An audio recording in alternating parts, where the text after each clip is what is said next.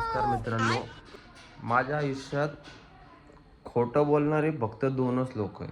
खोटं म्हणजे लिमिटच्या बाहेर झाक्या मारणारे. त्याच्यातले आहे माझे मित्र.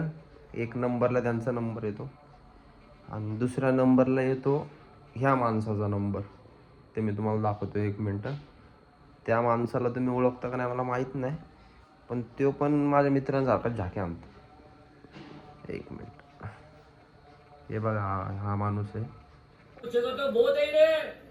आवाज अंशुमन पूछेगा तो पता चलेगा ना। बहुत अंशुमन। हाँ, इसके पीछे कहानी है चलो क्या नहीं हट रहा नहीं पाहिलंय याला.